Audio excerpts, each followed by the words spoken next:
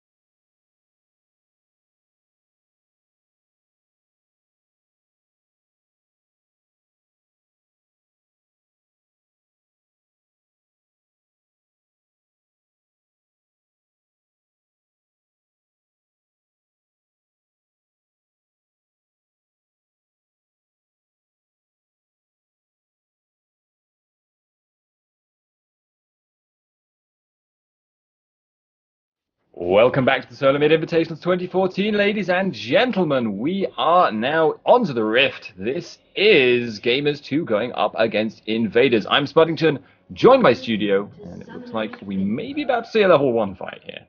I mean, it's Gamers and Invaders. Invaders doing the invadings first themselves, looking into that top rush. A little bit further out, a little bit more forward, they can go for the harder initiate themselves. They do have a lot of long-range CC, but not a lot of it level 1. Mostly going to be Karma that dishes out that early capture. Or someone can walk into a Caitlyn trap. That probably will not happen unless someone alt tabs mid-invasion. The ward's already out, though, for Gamers 2, looking defensive. 30 seconds. It's pro strats because you get the Karma slowdown, then you put the trap in front of them. And as long as they're in an incredibly narrow corridor, they have no choice but to walk into it. You hope that they AFK halfway through being slowed by Karma. That's the real goal with that. However, both sides lined up. You can tell they've really learned from each other just with their invasion patterns. Moving forward, though, on the side of... Yeah, they've... nothing happening there. Just exchanging highs. It's a love letter. Too serious. It's an even exchange. They come out a little bit farther ahead over on the side of Invaders just because Karma has stolen 15 gold with that Spell Thief's Edge. It's true. That was a solid defensive offense from both sides. No one really looking to get a hardcore kill unless they successfully invaded. If Invaders made it to the jungle, Gamers could have countered there. But this is the big play. This is the steal. Yeah, and I don't think even the Chosen One is not going to see them, and Gamers 2 are not going to see him either. Obviously, that isn't going to bother Gamers 2, since they will be able to get this blue. And it's not going to be obvious that the steal has happened immediately, although they are suspecting it since they haven't seen the bot lane show up in the bot. And there we are. We could see the 4v0 push come out. We could just see a rotation with the JWoww going towards the bot lane. Chosen One takes a bit of damage. He's going to try and just kind of fight them off in the jungle, maybe get a little bit of experience. He wants it. He's going to try and get the steal. He didn't. No, not happening. Morden gets it. So does JWoww, obviously XP. So we are going to be seeing 4v0s, as you say. The Chosen One recalling. Possibly could just run down to bottom lane rather than teleporting in. And he may actually be punished with here. JWoww saying hi again. There's a lot of, they have a very messy relationship, these guys. They're not really sure they want to commit. I think JWoww just might like the Chosen One, but just doesn't have a good way to express it. However, the 4v0 push has started. 4 members strong top lane. The wave will not survive for very long thanks to Nocturne and Lucian. And Tormented Soul coming out for the extra bit of push. So, towers, turrets, rest in peace. You guys were good, but top and bot can be going down fairly quickly this time around. Yeah, and the race is actually going roughly evenly here. Gamers 2 did start a little bit faster, but obviously their tower is a little bit harder to kill. But it's not such a big gap that either side is going to be able to take more objectives than the other if they decide to just trade a second tower. The only maybe situation where one side could get an advantage over the other is if they can get back from this bottom lane push in time to allow the lane to freeze in the top lane and get Jackson farm there. You can freeze that, but I doubt that will happen, honestly. And this is my secret hope in every single 4v0 that it just becomes a base race. We're out of here by the 6-minute mark. Just call it a day. Finish the game. Gamers 2 realize they're behind, so they've already going back for the recall. Damage is going to hit that bottom turret. They need to take it out, though, because it does have regeneration now. 2 members are back, but no home guard, no boots. We're only 4 minutes in. Can they take out this bottom turret? It's worth their life. If they all die for this turret, it's probably worth it, and they will not even die. In fact, jumping in, going in with the counter-strike, he does get feared, but doesn't actually get feared, so they're going to continue pushing here. Because Yuki was left in that top lane and the tower's now down, this is a 4 versus 3, and the level advantage in favor of Invaders, but they're not going to take the inhib. Yuki is going to keep pushing, and LeBlanc has actually just circled around behind. Chain's thrown out, does whiff. JWoww's now actually in trouble. He's taking a lot of damage here. Forced to flash out. Counter strike on him. Gonna be trying to get himself out. No way, Jose. First blood goes down. Ocelot jumps in. Has to flash out again. A little bit interesting choice. And then the Mantra Q. They want the inhib. They're not done. They want this objective, or at least to punish them, force them back to the lane. Yuki does finally retreat. He could not get that top turret. It's one Lucian pushing solo. Not enough wave cleared. Not enough damage quite yet. But now this is the big swing right now. The wave can be frozen up top or up top and up down bot, it seems. So both sides can try and even it out, solid their lanes, farm up a bit, and try to build an advantage that way. But with that bottom turret being exposed, we now run into the situation where if at any point Gamers 2 lose a little bit of map control, they can lose their inhibitor very, very quickly. And they've already been pushed back into their base. There is a 1.4k gold advantage for the members of Invaders. This is rough. This is very, very rough. However, it's still early game. It's still only 5.5 minutes in. We could see some normal ganks happen. We could see some standard play really counteract this. But we already see Silver Carry and Perfect in the mid lane looking for that push. Yeah, that's going to be difficult for LeBlanc to deal with alone. There's really no way. And the distortion there did not hit the minions. She did auto attack afterwards, so I guess she got a last hit. But right now, game is 2, as you say, definitely a little bit behind. And I think that's why you can see Aurelia is actually not freezing the lane in the bottom lane. She's pushing out, and she's looking to try and be ready for the next fight. Because obviously, if you're behind, having Aurelia in your fight and Jax not in your fight is a way to swing it back your way. Aurelia needs to be useful, and she needs to be useful now. This is no top lane farm fest for her, just because they're already being pressured mid lane. Beauty taking a little bit of damage mid lane. Poke comes out. Oh, Binding does land, but out of range of the turret. And the shield stopping all damage. Yeah, this is actually a huge problem now for Gamers 2 because they are behind against a ridiculous poke siege. This is so hard for them to deal with at this stage of the game. They don't have a hard engage. They don't have the Nocturne ult yet. They can't flash in and soul shackle, so they're forced to kind of just sit there and take it. I'm so fresh. Let me just jumping out. Not actually in any amount of trouble here. Although Ocelot maybe trying. He's just going to harass. Get some damage down. Unfortunately, like you said, for Gamers 2, if they do try and just poke out, what's going to happen? Shield, run away with Karma. Like, there's so much good disengage, so much good kite potential, that it really just makes it an effective defensive siege comp. They're not going to get any kills with their team right now. They're not going to be able to land something like a Binding quite yet. But just with the amount of pressure they can put on, with the lack of pressure that Gamers 2 can really apply, just because there's so many shields and defensive movement available for Invaders, it's going to be rough. We're going to take a bit of damage, but should be okay. This is a battle over the wards. Yeah, it's actually all that pressure as well. Even though they didn't get the tower out of it, the Chosen One now looking very, very solid in terms of his farm here. He's managed to build up a massive wave up here. Well, I don't see him being able to actually push it out right now. But JWoww is not going to have an easy time stopping at least some damage happening on this tower. And that will potentially open up the dragon, since he will have to stay and clear that wave. It's too big to just lose. It would open up a teleport window. They are in the area to force it. Does look like they're not actually going to go for it right now. JWoww is actually not far ahead in gold, or is actually not too far behind in gold compared to the Chosen One. He's actually should be ahead once that top wave gets cleared out, and actually takes a slight disadvantage at this point. So Aurelia and Jax are still incredibly even. However, Jax now on the roam, like you said. Bottom inhibitor being pressured one more time. The wave has already reached that turret. Morden fighting the Chosen One, though. Yeah, this is a big situation. He's in a lot of trouble here, but he's turning around. Shockwave whiffs, though, thanks to the flash out of Morden, and Ocelot picks up the kill, but the inhib push is on right now. Ace in the hole out on Yuki, who will go down to the auto-attack Karma. Now the inhib going to drop any second now. Can they take it down? JWoww is here. They're trying, but this is a pincer situation. That's actually just straight burst down on I'm So Fresh. Silver Carry now in a lot of trouble. I don't see him getting out of this one. Teleport coming in, though. Can keep himself alive long enough for reinforcements. Here comes the Chosen One. Doesn't land the stun on Ocelot. The hamster gift in mid-air there. JWoww picking up Caitlyn. Silver Carry going down there. Chasing here. Gets jumped on. Gets knocked down. Will not pick up the kill. JWoww. Mid-tower being pushed all the same. Oh, and that's got to sting too, because they did not get the inhibitor. They really just kind of threw away some lives, but they'll pick up the mid tower in response. That was an aggressive play. Very, very greedy, unfortunately, going all the way for the inhibitor and the extended dive. They not only dove, picked up the kill onto Yuki, they dove and stayed in the inhibitor area, leaving themselves open to that LeBlanc side gank. Still, the pickup kills. It's only 5-3 in terms of kill advantage. It's still the same gold lead from before for Invaders. So a very, I'd say, static game in terms of change.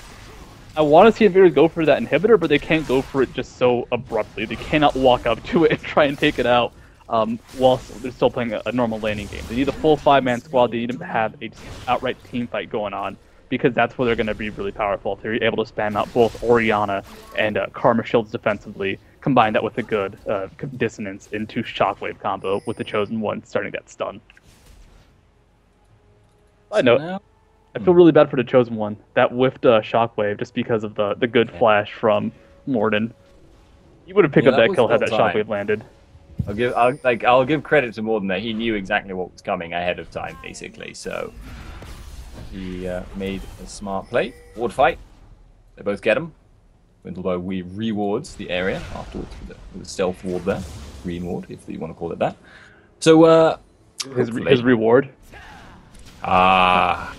I'm sorry, I actually thought you were making that joke for a second. Like, oh wait, no, it's not. Let me just take this for.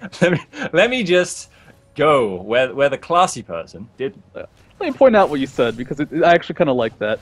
But still, ward coverage is going to be huge for both sides. As you can tell, most of it's focused around the dragon area. A, for the dragon objective. B, just to make sure that we don't see any sneaky pushes coming out from invaders towards that bottom side of the map. Gamers who have been so pushed in that it's really been hard for them to actually make something happen. But we do see that the Chosen One top lane could get ganked. It's going to be hard to convert that into a kill or a turret kill though. Yeah, this is kind of a cute play, but I think JWoww there actually jumped the gun a bit. Like, yes, he's broken the freeze there again, but arguably it would have been better if they had managed to, get LeBlanc in first, because she has so much CC, they may have been able to actually finish it off. Always was going to be difficult, though, simply because Jax, basically. Just because Jax. Because Jax. So he's got the tankiness. Ignite was not up for Ocelot quite yet. I can actually see what they were going for, just break the freeze, have Ocelot in the area to catch anybody that might help out Jax. So in the end, it was a bit more defensive jockeying, like going for a position, but not a whole lot coming from it. 2.2k gold lead in favor of Invaders at this point. Still not a huge significant. They're going to win the game advantage, especially after we saw from yesterday's match. Those big advantages can still lose. But they really have the control of the map right now. Just waiting for the farm on Jax, letting him kind of catch up, or actually take the lead now in terms of CS versus Aurelia. And then bot lane, Caitlyn at 108 CS versus poor Yuki, sitting at 71. Soz Pure Effect finds Morden. Doesn't really do anything with Morden, just says hi again. Just gonna walk out, no worries. Looking for some assassinations, looking for some snipes. Ward coverage is really solid across both sides, though. You can actually see both bot brushes warded from invaders, just in case of a Nocturne gank while pushed up. This is really a good time for just defensive and very, very ward-heavy play from invaders because they're looking for Morden to gank. And if Morden finds that one opportunity, Nocturne can very easily get out of control. He does have his Wriggle Lantern finish, not quite at the Feral player, but getting close. And the Chosen One goes in with the counter-strike. There is follow-up here. They're not going to be able to land the Frost Queen's claim, and obviously not going to get in range for the root, but now it's a 2-on-3. Reinforcements on the way for both sides. This will become a 4v4, but can Ocelot burst someone down low enough before this really starts? He's found I'm So Fresh, going to throw out the full combo, and wow, that's a lot of damage. Ocelot now can jump out. Source will be good, will keep him alive. Shows taking a lot of damage now. You kind of trying to lock him down, and he stayed in there in a situation where there really wasn't much doing. Morden now in a lot. Trouble gets taken down by Silver Carry there. It's a 2-for-1 overall. It almost looked like for a second the Chosen One chose the wrong LeBlanc there. There was a LeBlanc clone right next to him. Ocelot did die in the clone sense. JWoww going aggressed on by Windlebro, but Windle, I mean, that was a 4v1 he just walked right into. Brave of him, yes, but not the best idea in the end. I don't know what he expected to happen. He did almost kill JWoww, but there were still 4 members strong there for Gamers 2 very easily picking up Karma. Gamers 2 maybe about to lose someone in return, or not. Yuki does get out. No shockwave available to pull him back in again. So, yeah, this is the kind of decision-making that did lose Invaders the game yesterday. You can kind of see how it might have happened. Silver Carry does not have ace in the hole for Yuki right now. He's going to be okay. Unless he stays in this lane for 50 seconds without life stealing at all. But he's not going to do that. That would be quite strange. I'm So Fresh actually going to be chased down now by Morden and indeed Ocelot as well. No root land, so they are going to keep chasing this. Can they actually get on him? They needed that Nocturne Dust Bringer to connect. Just out of range, though. Had that connected, they might have been able to get close enough. But in the end, the ward jump is enough for I'm So Fresh, who keeps himself fresh one more time. Yeah, their play gets very, very, I'd say, solo aggressive, where all of a sudden each individual is trying to make a big play. That was the Chosen One engaging into a large group. It was Windlebow engaging into a large group, and kind of the same thing with I'm So Fresh. He got caught out, yes, so he didn't really have a choice there. But everybody was going in one at a time. when that happens, it's a little bit of confidence, it's a little bit of just too much expectation from one character's damage. The Chosen One takes a lot of damage in response, but also taken down to half HP, has no mana, so he'll be taking a trip back to base very soon, on top of a ward, too. Yeah, he may get stopped, and the dragon is popping up in just about 20 seconds here, so actually Wendelbo opting not to try and stop him out there. May have been a bait, I guess. But argued some of the plays, some of the individual solo plays that you're talking about from Invaders are actually working out. For instance, that last one by I'm So Fresh, he distracted them for so long, they were actually able to get the top tower in return. Right now, they may be able to get the dragon. We'll see. There may be a contest coming in. And I've got my microphone as well. It's a fun playstyle, but sometimes it goes horribly wrong. You just gotta take that bounce. You toe the line every single time you go for just a solo play, especially in League of Legends. As like the word rotation has even become a meme because of how much team play is starting to come into play. So that's really what this game is becoming, very team focused right now. So going for solo plays is incredibly dangerous, especially to the extent that some teams bust it out. I'm So Fresh alone by that mid turret. We'll just go ahead, help clear the wave. There it goes. There goes that turret push. Sorry, Yuki. Too bad. Couldn't do anything to push that down without that. But Ocelot is trying to find picks, but with the ping ward there, they will have that nice little bit of a dead zone. Can he get on silver carry? No, he can't. Doesn't get the silence down. Jack's still farming away in this top lane. Yeah, the silence obviously very little damage tied to the projectiles. So, like, Silver Carry, he got hit by a couple spells there, only got taken down to about 3/4 HP. That is the extent of the shield coverage coming out from all of Invaders. They have so many good defensive shields that halfway, and they're responding to it quickly. They're using those shields fast. Halfway through the LeBlanc combo, there was already a Karma shield ready to absorb some damage. Well played on their side. It's fun seeing good reactive shields because you're looking out not only for the enemy team, but for the rest of your team. It's actually a difficult mouse move in a sense. Or you can use those hotkeys. Fresh. Finding Full shackles. They will be chasing this. He's going to go down here. So nothing to be done there for his team. And you can see they definitely want Ocelot to be doing well right now.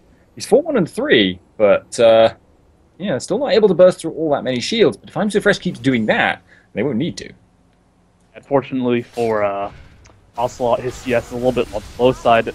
I'm perfect, taking a ton of damage, but will be A-okay. That's actually a really good culling busted out there. Just used for the harass, just used for a little bit of extended pressure. They do have lots of shield, but don't have a lot of sustain over the side of Invaders, so they can actually pressure this now. Purefit can't really wait for a good positioning in teamfight because he'll die before he can really respond. We do see Ocelot off on the side. He's looking for that snipe on a Purefit. Yeah, any snipe at any point. If he can get it, it unlocks objectives. He's going to keep trying. So clearly the solution, though, for Pure Effect, right? Legitimate builds, Warmogs. You get sustain. No, Warmogs has the negative effect of increasing damage of DFG. Oh, Silver Carry! Oh, dear. Yeah, he's not going to live through that. Ignite takes him down. Wendelbo, the next target, going to be chased.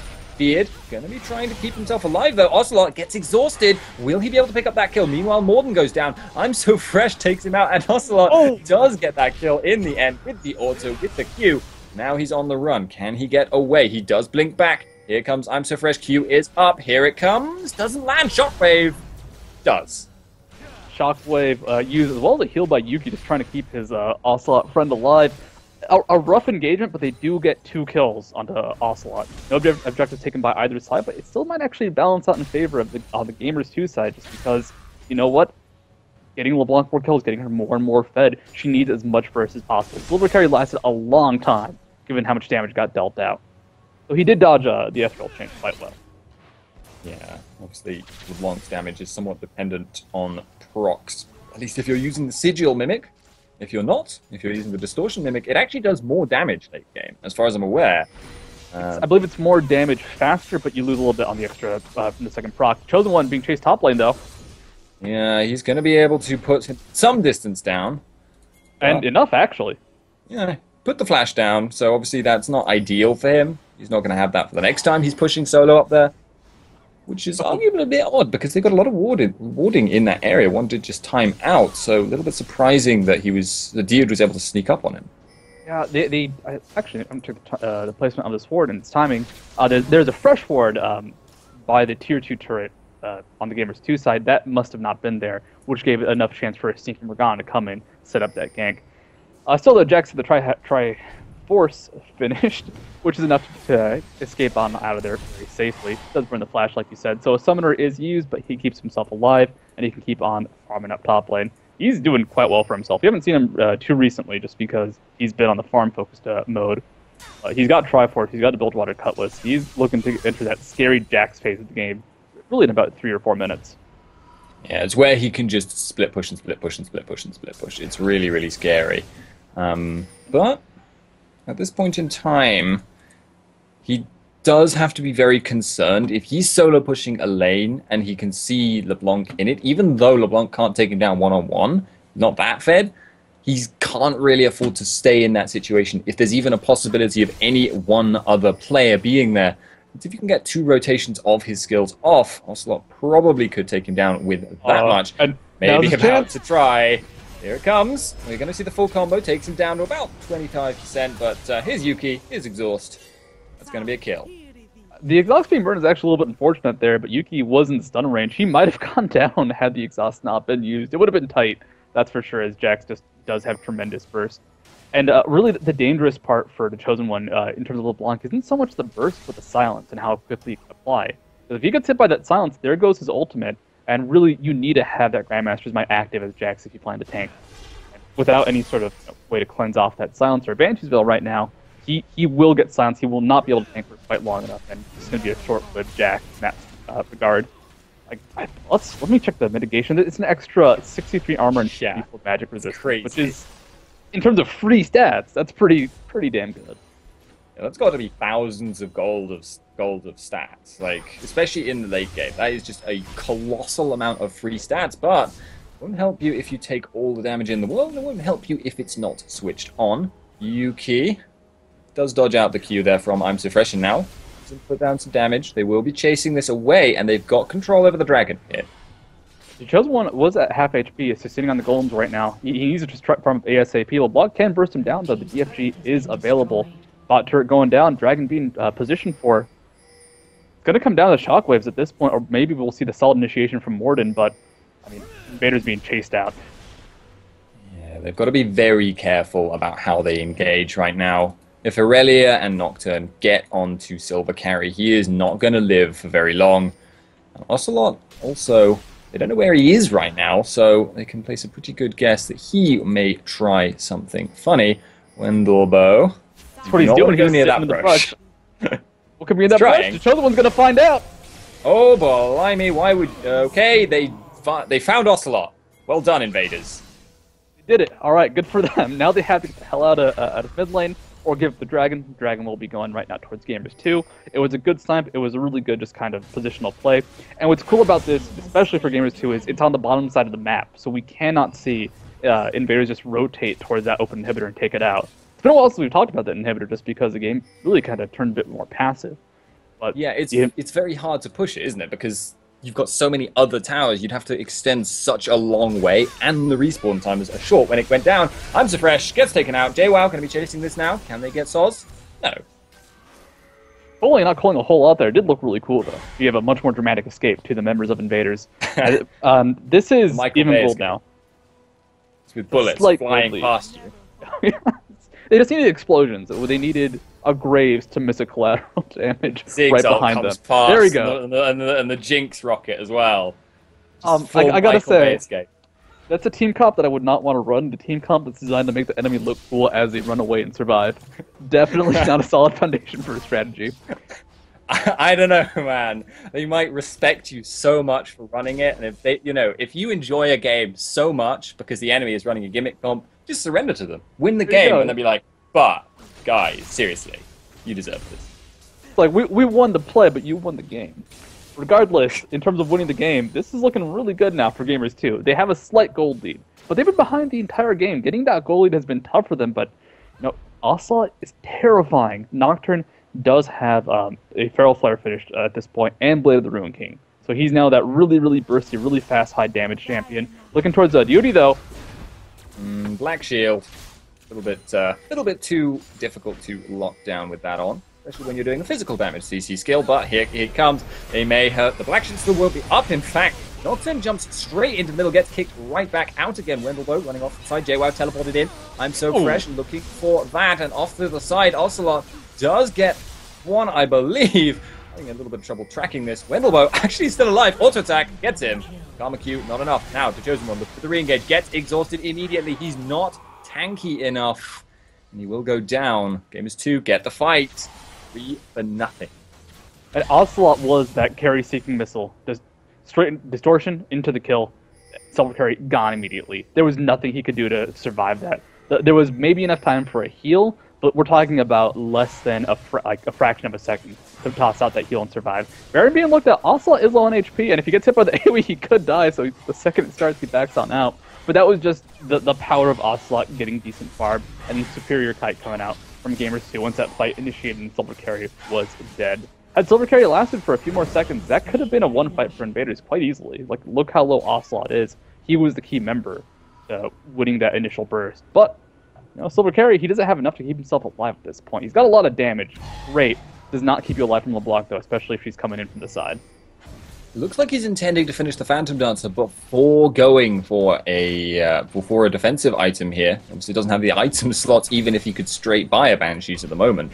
So it's going to be a little bit of a long time before he can guarantee his own safety in this situation, which means he's just going to have to position very, very well. And also, okay, no, for some reason that I saw Shockwave being on cooldown. I think it may have been the global cooldown I saw for a second. So I was thinking, wait, he's on the spawn pad. Why? So it's like Oriana going for the superior wave clear, tossing down the shockwaves, kill the minions ASAP. But yeah, when it comes to the defensive item on Caitlyn, I understand why Silver carry wouldn't go for one. At the same time, like you said, now it's all positioning for him, and getting into a jungle fight like they did becomes so much more risky because you're by the forest, you're by the trees. LeBlanc can go right through those. Other people, well, trees are kind of scary. They have trouble walking by them. I don't know. Aurelia seems to manage. If there's someone in the right place, it's a bit like not reliable getting through trees, but you know, people can manage. There's some tiny trees. Nocturne just drills. Yeah, they actually are. It's if anyone ever if Nocturne learned to like buck upwards like a horse and just look over, Fog of War is a lot weaker. Gone. These are the Pokemon trees, the Pokemon brush. No one knows cut. That's the issue. You think Nocturne of all would know? Really? Like he naturally cuts, but I mean, you gotta. It's an HM move. You only get 4 moves. It's rough, really, busting out the cut. This character knows X Scissor. Why can't he cut down a tree? Regardless, I'm so fresh. Being freshened up by LeBlanc does survive. It's a bit of poke. DFG was actually used by Ocelot, so that cooldown is not available and is important for killing Silver carry. But Irelia, just the 1-2 punch takes Silver carry down to 3/4 HP. I mean, this is a high damage, high burst team from pretty much everybody except Duty. If Invaders want to survive a team fight, they have to have their shield. Like, it's all about the shield again, but I think people are dying so fast. Like, Silver carry is just getting bursted down incredibly quickly. They don't have enough time for those shields to even land. And the more vision control gamers do get over this jungle, the harder it's going to be for Invaders to react. See why there's such fighting going on over that one brush near Wraith Camp? Because it gives them so many opportunities now to create picks. There's no vision. Like, they have to group up to move it all. Look at the ward coverage from Gamers 2. It's wards all over the place in the bottom part of the jungle. Like, they have almost perfect vision down there. Like, they're missing a 1 or 2 blind spots, but even then, this is amazing. They can siege, they can just go ahead, play Jungle Warrior, just go for pokes. Damage does land. DFG connects, but Windle, A-okay. Yeah, but it's a bit of poke. He actually gets hit by the dog biting. Tanky. Like a bro. That binding was not even meant for him. He just kind of casually walked into it, taking him for a friend. I mean, the support observing skill shots. Dog binding is the worst. I don't understand how it works. It just always works. So, the binding did actually land on Silver carry. Go for the dive right now, but Yuki is gradually poking down this tower. They want to take advantage of the Baron buff while they got it, but it's going to run out soon. Wendelbo just died. Yeah, he's not there anymore. Just want to point that out. Very die sort of death. Unfortunately, LeBlanc can burst down half HP supports better than she can burst down full HP supports. It's a little bit rough for Wendell at that point. They could not go for that extended stay, though. They don't have raw sustain, so getting any sort of poke on anybody besides really Caitlyn. It could be dangerous. Initiation coming out, though. Yeah, Pure Effect gets destroyed instantly. Soul Shackle's on the Chosen One. They're going to chase it down. He's gotten rooted by LeBlanc. He's going to go down very quickly here. Ocelot does pick that one up. So Yuki picks that one up. Tries to go for Silver Carry as well there. Ocelot doesn't get that kill. Morden's going to be running for his life now. And they will turn around, try and take this tower. And Fresh is looking for a speculative Q. He may have his W. Does actually flash. Doesn't get it. And I have to remember not to be too hypey because Skype is doing something very strange to my mic, or so I've been told. So I have to remember to not shout, which I may have failed to do. This is now a calm casting instead of a shout cast. Regardless, Dragon being taken, that was great hard initiation. Like, that is what this team is designed for. If they were behind, it would be scary just because, you know, they don't have a lot of raw tankiness on anybody, really. No one has a fully completed defensive item between JWoww and Morden. But they're ahead, so it doesn't matter. They can just dive onto targets like Silver Carrier, like the Chosen One, and even though they have some mitigation, Jax has a lot of defense from Grandmaster's Might, it doesn't matter because of how far ahead Gamers 2 has gotten in such a short amount of time. Like, once those Randuin's finished, everything gets even worse for Invaders. Because now JWoww, he's actually tanky. He can actually take a hit or two compared to before. Morden, same deal. He was a Blade of the Room King Feral Flare jungler, which is very squishy, very easy to kill. But now with Randuin's Omen, Silver Carry, he's essentially screwed. What's he going to do when Nocturne initiates? Net away. Nocturne can either flash, as Silver Carry does not have flash available, or just chase down with Randuin's, and Silver Carry's got nothing. So this is essentially kind of like a final push if they do decide to pursue it for Invaders, because they're just so far behind a team that snowballs so effectively well. I didn't think it was going to happen just with that early game start. No, I didn't. The inhib is still open. But it's not, they haven't found an opportunity to use it. And again, because there are still several mid towers in the way, which makes it very difficult to maneuver for that push. And I've got to say as well, one of the things, if Nocturne jumps on you, I don't think the net range is actually enough to get you out of the fear tether. I do not believe so. No. It's specifically designed to be that little bit longer than your escape, which means you have to either burn double escape, then flash. Yeah. So what Nocturne can do is 500 seconds. He jumps on Silver Carry, he can even just keep walking towards him with the spell shield out. And Silver Carry, even if he nets away, because it's not an instant spell, Morden will still be chasing for that duration.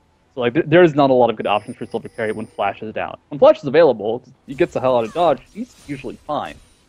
But he doesn't get that privilege for the next couple minutes. Yeah.